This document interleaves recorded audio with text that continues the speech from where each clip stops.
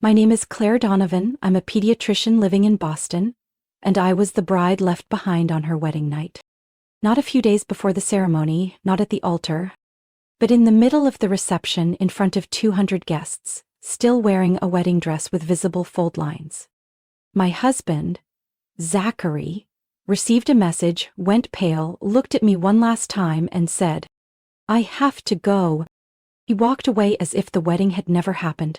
I stood there, alone, amid the music, the clinking of glasses, and the well wishes still hanging in the air. Have you ever been left behind in the exact moment you thought you were happiest? If you have, share it with me in the comments. If you haven't, stay. There's more to come. Hit like and follow the channel so you won't miss more stories that cut straight to the heart. Because what I have to tell you isn't only about a marriage that fell apart. It's about a truth I spent 5 years and 1 death to finally face.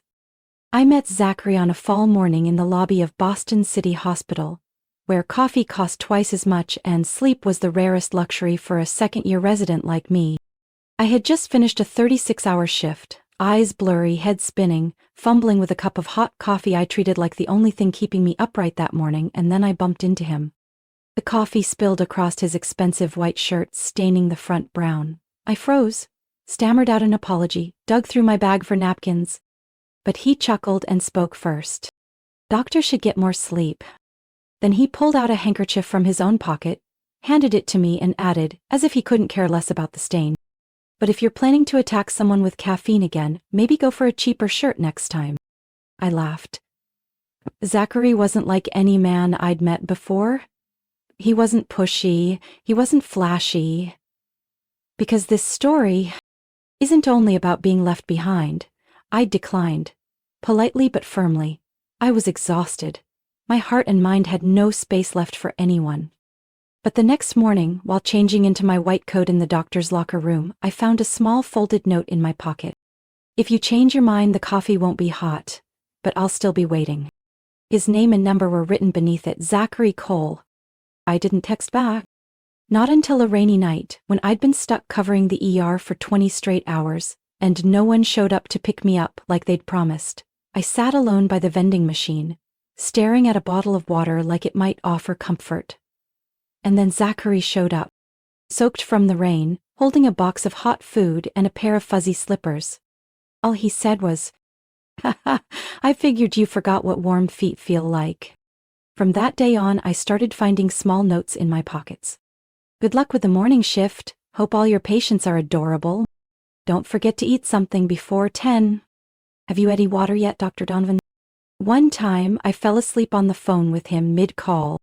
The next morning, I woke up on the sofa with a blanket gently covering me, and a note that read, "You're funny even in your sleep." We didn't fall in love right away.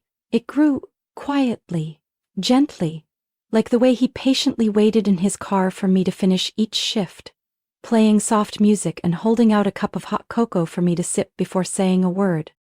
When I passed my board certification exam and officially became a pediatrician, he took me to the public library, the one where I'd spent many sleepless nights studying.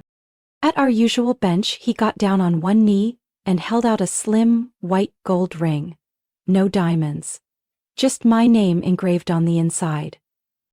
"Claire Donovan, I don't need a grand promise.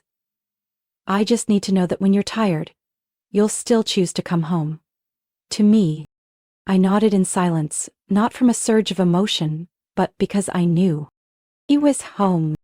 When his mother died suddenly from a stroke, I was the one who sat by his side in the emergency room for 7 hours. He didn't cry out loud. He just held her cold hand like he was clinging to the rest of his life. After the funeral, he said something I've never forgotten. "You're the only person I trust completely now." We began designing our dream home in a quiet suburb of Brookline. Light wood floors, large sun-filled windows in a corner just for the two-tier bookshelves.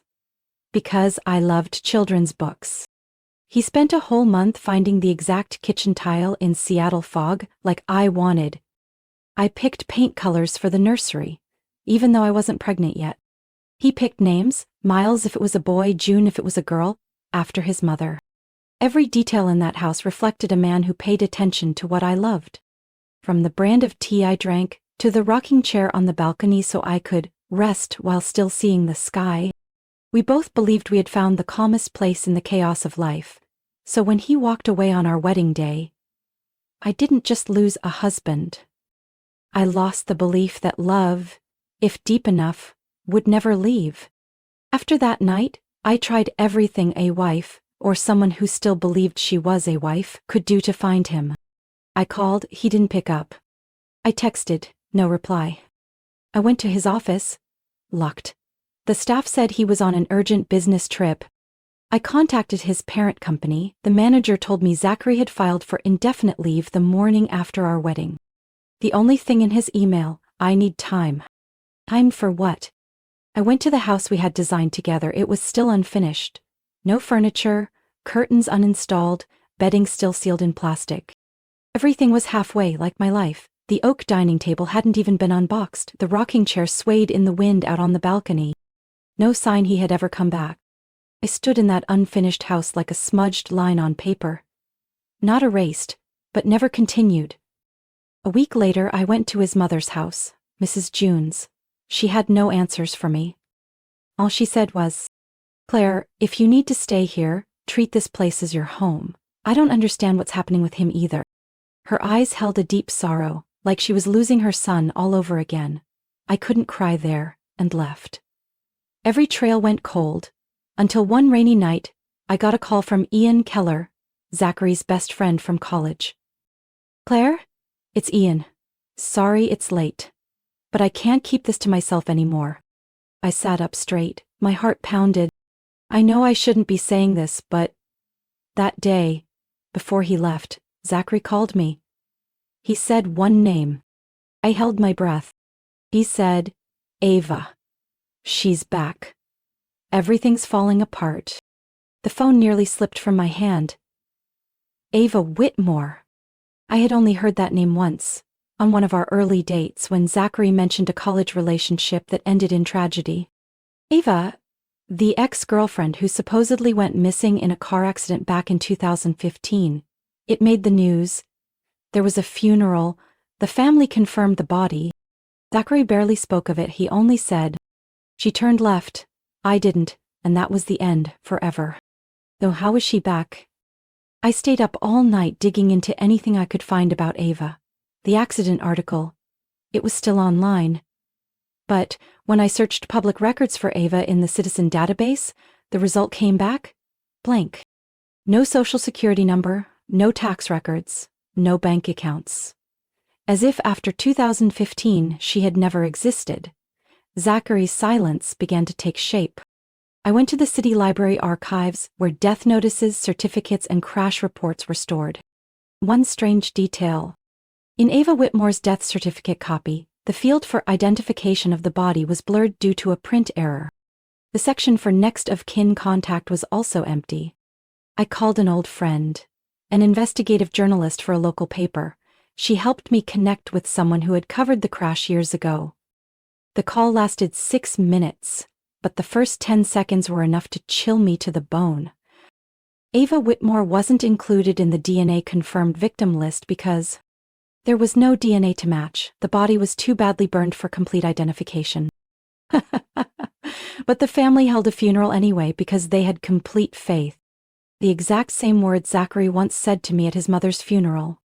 And I started to wonder how many parts of his life were built on that same complete faith, where I was never allowed to enter.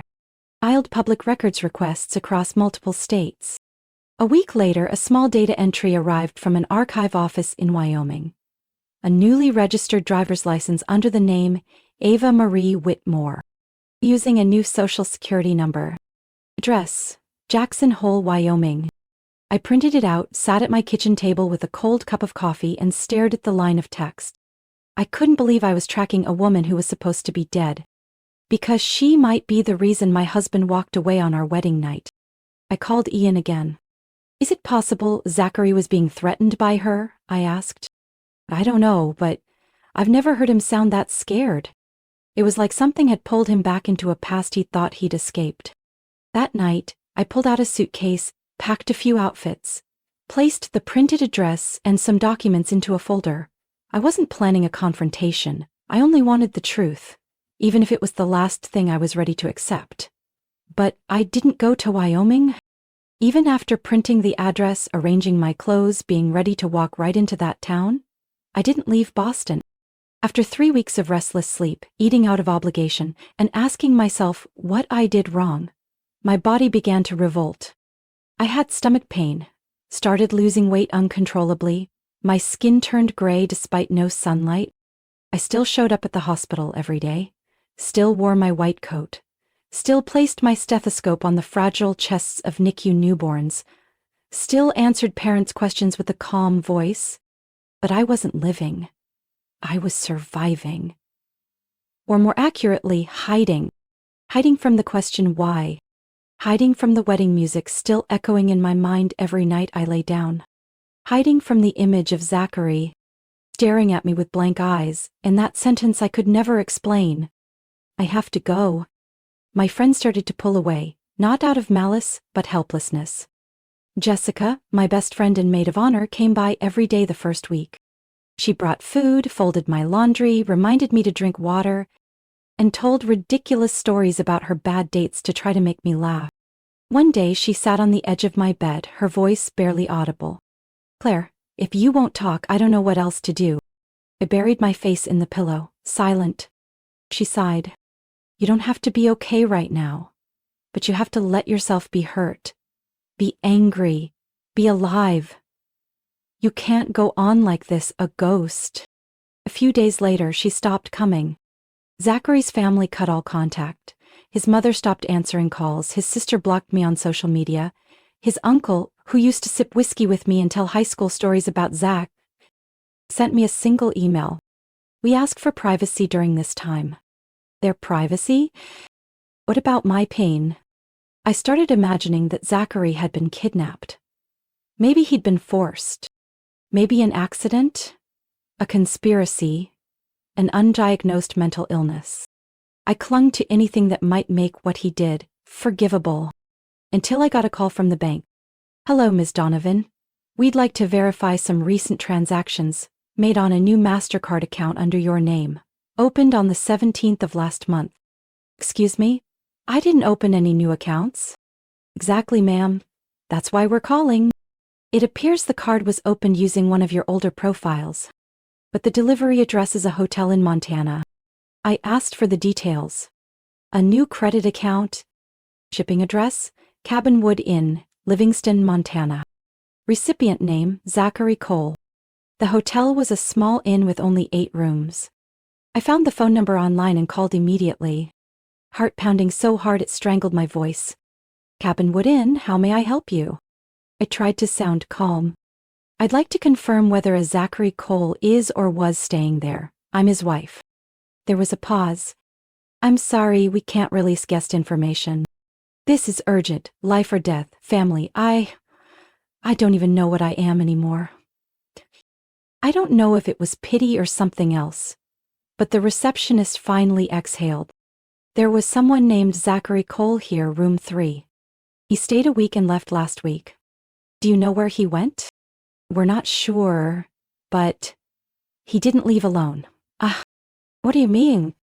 "There was a woman with him, no reservation under her name, but tall brown hair, wore wide-brimmed hats, always had sunglasses on, even indoors." I tried to steady my voice. "Do you know her name?" "Sorry, it's not in our system. But I remember he called her Ava." I put the phone down on the table. My hands shook so much I needed both just to hold my water glass. Zachary wasn't missing. He hadn't been kidnapped. He wasn't mentally unwell. He left. By choice. With Ava. And he used my name, my identity, to pay for his disappearance. I left Boston in early September, carrying 2 suitcases of clothes, a folder of medical records, and a wound that had no name, only the feeling that every time I looked in the mirror, I no longer recognized the person staring back. The Silver Creek Community Health Center sat in a small town in northern Vermont, nestled between pine trees and rolling grassy hills. There were no automatic elevators, no endless white corridors like the big hospitals, just 4 main exam rooms, a shared call room for doctors and nurses, and an old coffee machine that clicked off-beat every few seconds. But there, I could breathe. I came in as a pediatrician and child development counselor for low-income families. At first, I thought it would be temporary, a few months to rest, then back to the city. But after the first week, when a 3-year-old boy clung to me because no one reads me books before bed anymore, I knew I was staying. Caleb Morgan was the first to greet me on my first day. Not in a white coat, no name tag. Just a tall, lean man with calm eyes and a kind smile. He showed me the office, explained how to coax the printer when it's moody, and pointed at a worn leather chair. Be careful with that one. It collapses sometimes, but it's loyal. Caleb never asked why a doctor from Boston ended up here. Never probed, never asked about the story behind those tired eyes. He simply left a cup of chamomile tea on my desk after long appointments, or held the door when my hands were full of charts. He lived 5 minutes outside town in a 2-story wooden house near the creek. Father to 2 kids, Olivia, 8, obsessed with drawing and endlessly curious, and Henry, 4, who liked to hide toys in his dad's pockets to carry magic with him. They didn't know I came from a broken life. And I didn't tell them. I just worked. Then walked along the creek in the evenings. Then ate dinner alone with the sound of wind through wooden window panes. My world shrank down to the second-floor kitchenette at the clinic, where I drank cocoa, reviewed files, and sometimes heard Caleb humming country songs while washing mugs. One day, Olivia fell while running across the schoolyard. It wasn't a serious scratch, but she sobbed like her leg had snapped in half. Caleb carried her into the clinic, and I was the one who cleaned her up. Olivia clutched his hand and yelled, "Dad, are you sure she knows what she's doing?" Caleb laughed, ruffling her hair. "Claire once healed the kind of pain even I couldn't see, sweetheart." I said nothing, kept dabbing the scrape on her knee. But something unfamiliar stirred inside me. We started having lunch together. Not planned, not scheduled, just when I came downstairs he was already there, or the other way around. He liked peanut butter and banana sandwiches, which I used to find indigestible, but then tried one day and didn't hate it. I liked hot soup. The only thing that made me feel steady when my insides still swayed. Caleb said, "People who've been broken tend to choose soft things, easier to swallow." One late night, Olivia had a high fever. Caleb called me, not as a doctor, but as someone he trusted. I arrived in a wool cardigan, carrying a box of meds and a stethoscope. Olivia lay weakly in bed, murmuring a friend's name in her sleep. After giving her the meds, I sat in the living room chair, watching Caleb read under the lamplight beside her. "You're a good mom," I said softly. He looked at me. "I'm not a mom, just a grown-up trying to do the right thing." I meant to laugh, but my throat caught. He noticed. He didn't ask anything. He just placed his hand on the back of the chair, nearly touching my shoulder but never pushing. We weren't in love, but on quiet evenings, when Olivia giggled and Henry sang made-up songs, I'd catch Caleb's gaze. Calm, unhurried, but enough to let me know if I wanted, I could stop running. After 2 years in Silver Creek, I stopped counting the days. I moved into Caleb's house on a spring morning. It wasn't a grand move, no ceremony, no truck, only a few boxes of books, a lavender plant in a tin bucket, and a quiet question as he rinsed the plates. "If I bring over all these files, would you kick me out?" He smiled, wiped his hands on a dish towel, and kissed my forehead. "As long as you don't bring 3 more broken coffee makers." So I stayed. No announcements, no fanfare. But the kids understood. Henry, 6 at the time, told his classmates, "My dad has a new wife, but they're waiting for a dinosaur cake to get married."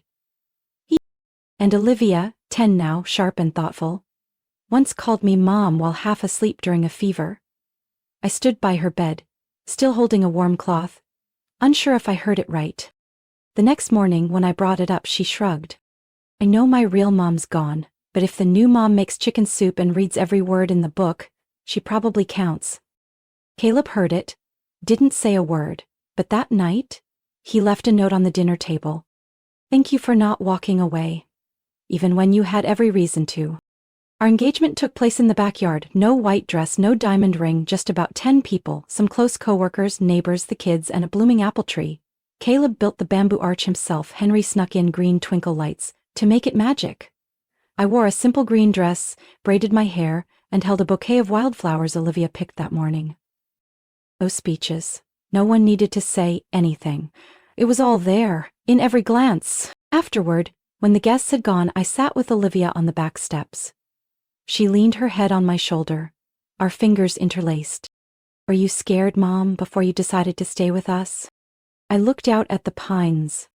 Yes, very scared, but I was tired of walking without knowing where I was going. She nodded slowly. I was scared too, but Dad said, "It's not as bad if you're scared together." I thought everything had finally settled, that the past, after all this time, had stopped trying to intrude on the life I'd rebuilt, piece by fragile piece. But then, on a Thursday afternoon in late fall, I came home to find Caleb standing on the porch, with a worn package in his hand. "Someone left this at the door. No return address." I took it. A soft, old cardboard box sealed with faded tape. On the top, just one line in bold pen, slanted handwriting I knew too well. "Claire, if you still want to know." I brought it into the kitchen, hands trembling slightly. Caleb didn't ask. He just placed 2 cups of tea on the table and sat beside me. I opened the box. The first thing inside was a handwritten letter, the paper yellowed like it had been written long ago. I recognized the handwriting instantly. Neat, measured, a bit rigid. Just like everything Zachary did. Where? If you're reading this, it means I didn't have the courage to hand it to you myself. I'm not writing to ask for forgiveness. I just want to leave you with what you deserve. The truth. Not about leaving, but about why I didn't dare come back. I swallowed hard and turned the pages. Underneath the letter was a sealed envelope with the Massachusetts General Hospital logo. I recognized the format immediately. A biopsy result. Inside, stamped in red, were the words, "Adenocarcinoma, stage IV." Attached was a CT scan of the abdomen. The black and white images clearly showed a tumor surrounding the pancreas, a textbook case of late-stage pancreatic cancer. I didn't need the last line of the letter. I lived with mistakes, but I don't want to die in silence. Caleb didn't ask. He simply placed his hand over mine. Steady, quiet, the kind of gesture that said more than words ever could. No explanations needed, no defense. I folded the letter carefully, then stood to get my coat. I had never planned to go back, but some doors, if you don't close them yourself, will keep the wind howling through your life forever. I arrived at the hospice on a Saturday afternoon. The sky was gray, like a soft cloth had been draped over the world. It wasn't raining, the wind had stilled, but that October chill, the kind that doesn't sting, only awakens what we thought we'd buried, was everywhere. Zachary was in room 12, second floor, at the end of the hallway. The door was ajar.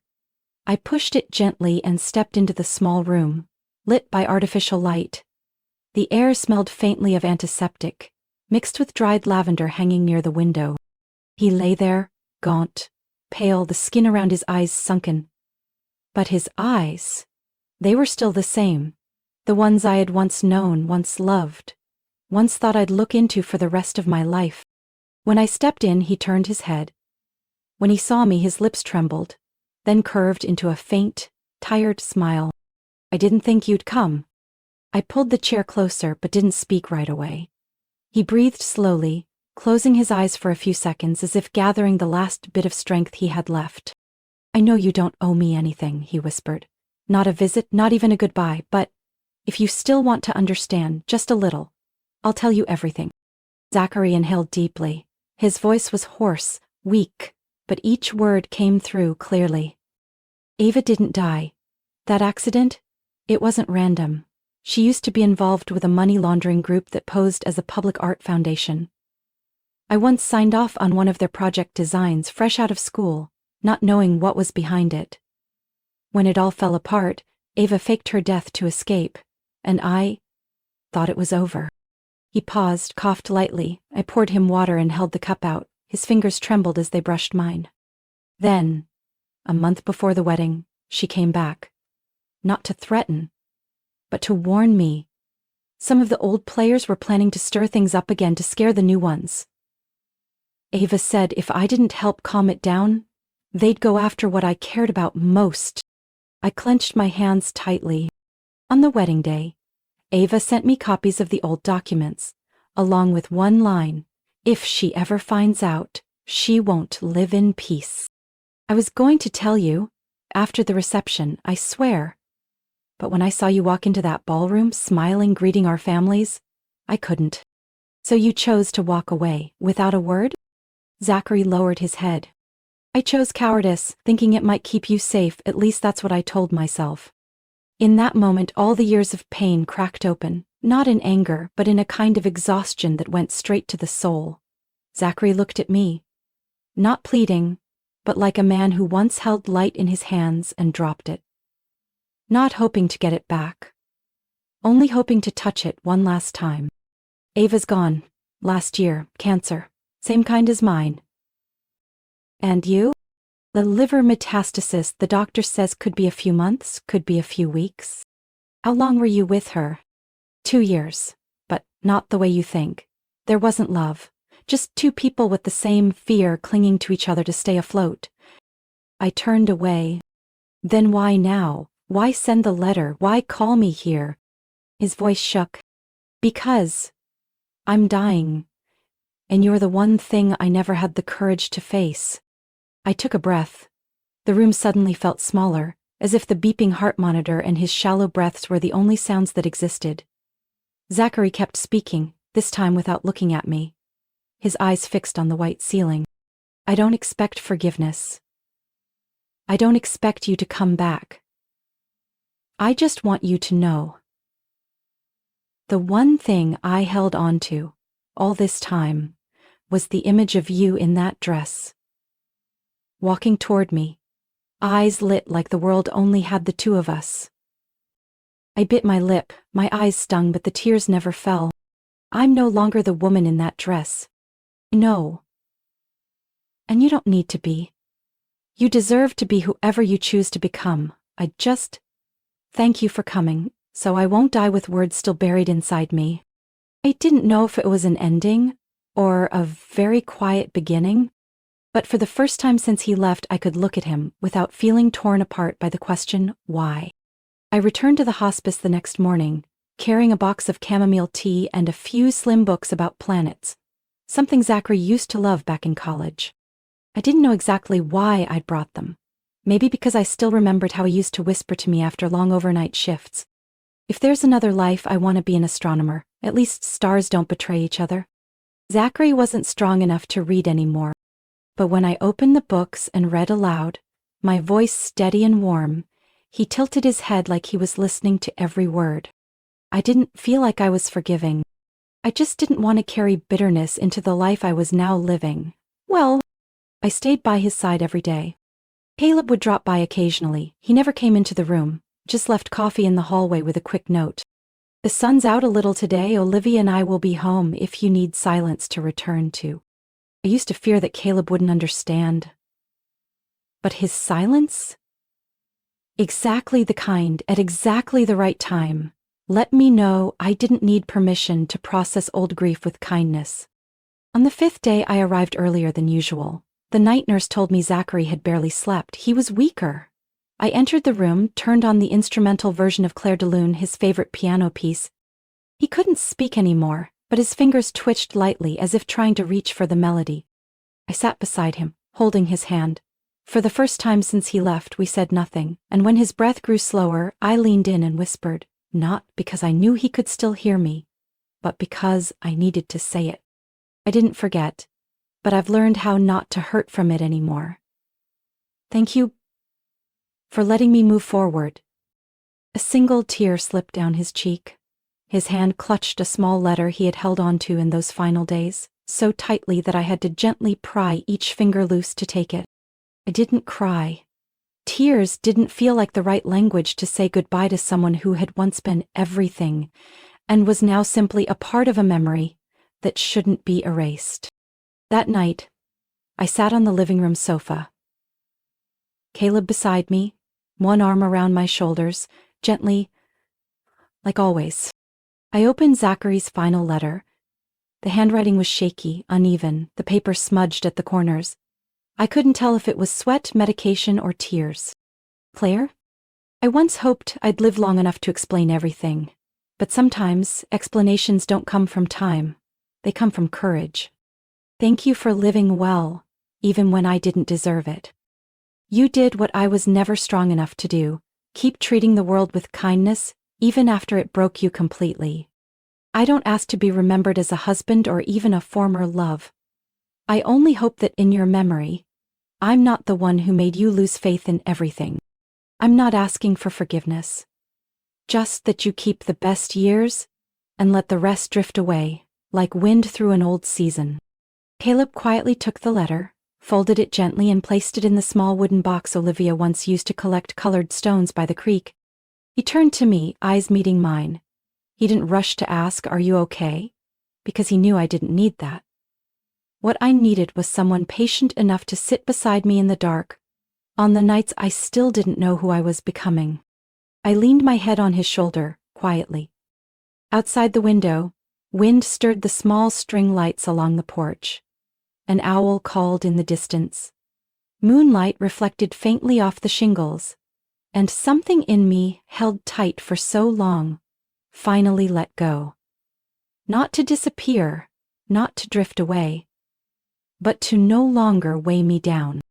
I returned to Montana at the end of winter, when the snow had begun to melt and little drops of water tapped down from the eaves like spring knocking at the door.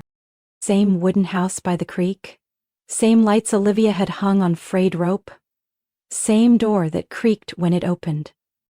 But everything felt different, not because I'd forgotten, but because I had stopped holding on. Zachary was no longer the name that made my chest tighten when I heard it. He was simply a part of the long story I had once walked through, like a stretch of dark forest I got lost in.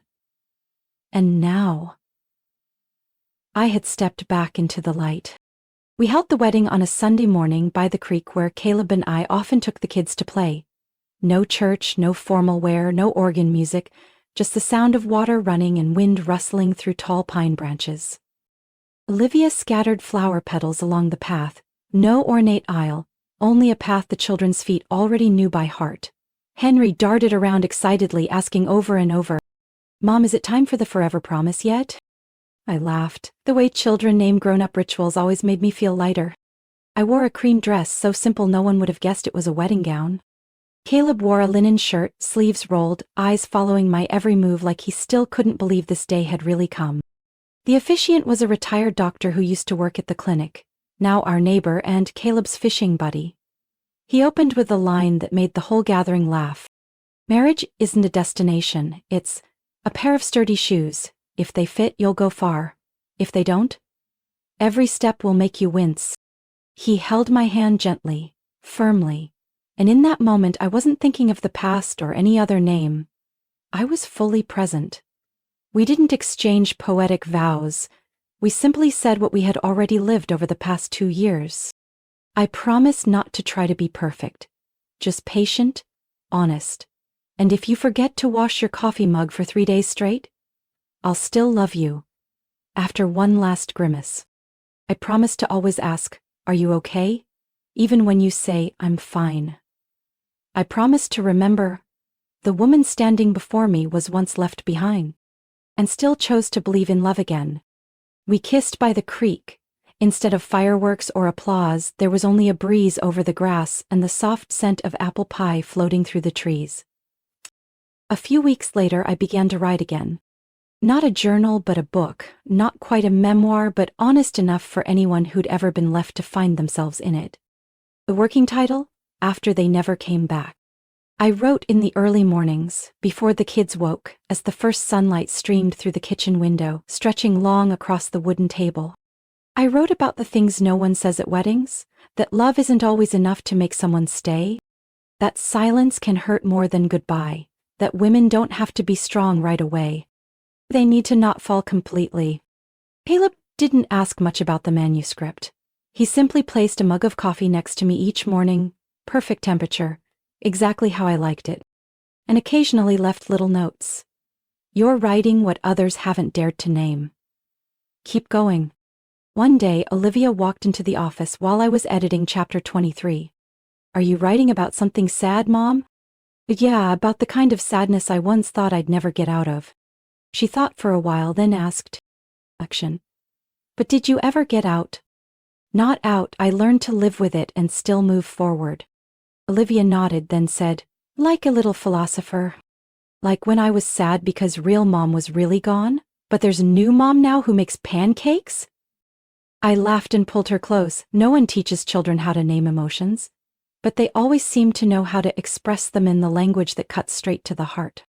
The sky that day was clear like crystal, the lake still, so still it seemed even the pine trees mirrored on its surface had stopped breathing.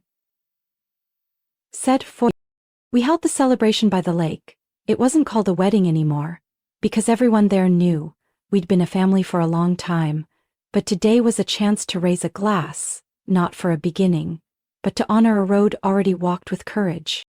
I stood on the lawn, my ivory dress swaying lightly in the breeze, surrounded by friends, coworkers, neighbors, people who had seen me fall quietly and slowly rise again. Caleb remained close, his presence steady without a word, his hand resting gently on my back like a silent reminder. You don't have to carry this alone anymore. They've seen it, and you're still here. I lifted my glass and stepped onto a flat stone by the water's edge so everyone could see. Olivia tugged at my dress from behind, her eyes shimmering like the lake. Henry held a bunch of wild grass, eyes locked on a dragonfly perched on his father's sleeve. Someone once asked why I'd want to host this kind of gathering. They said, you're already together, you've made it through the storms, you have a home, kids, peace, what more do you need? I looked around, meeting each gaze. I think, we don't have events like this to mark a milestone. We have them to quietly acknowledge. We've been through more than most people realize. And we're still here. I saw a few heads nod, people who had lost husbands, wives, who had raised children alone, who had cried in the kitchen while the world partied outside. I was once left at my own wedding, not because I wasn't enough, not because I did something wrong, but because the person I loved carried a weight I couldn't take on. I waited for an explanation that never came, and when it finally did, I didn't need it anymore. I turned to Caleb, the man who never asked, who broke you, but simply said, what do you need to heal? Life doesn't ask if we're ready. It only asks, will you keep going? Not alone, but with what's left in your heart, and someone quiet enough to walk beside you without interrupting. Olivia clapped first, a small, short clap that quickly spread around the tables. Caleb squeezed my hand and whispered, Owen, you have no idea. You just spoke for dozens of people. When the party ended, I wandered barefoot through the grass, holding my heels, letting my feet touch the soft earth. An older neighbor pressed an apple pie into my hands and said, Sweetheart, I wish I'd heard those words from your mother's mouth years ago. I smiled, hugged her. Caleb sat with Henry, pointing to each star as it blinked into the twilight. Olivia stood beside me, resting her hand naturally on my waist, whispering, Mom, did you write a part in your book for moms who got left behind? I tilted my head, smiling at her. I did, but I wrote even more for the ones who chose not to stay victims forever. She furrowed her brow, thoughtful, then nodded slowly. Then you wrote it for Mom. I squeezed her shoulder gently. No, sweetheart, I wrote it for everyone who once thought they were the ones left behind, but later realized they were the ones who got to stay. Stay with life, with kindness, and with a future still worth living.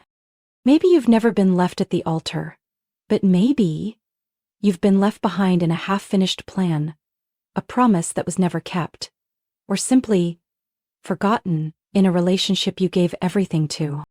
If that ever happened to you, what did you choose to do? Did you walk on in silence? Or are you still waiting for an explanation from the past?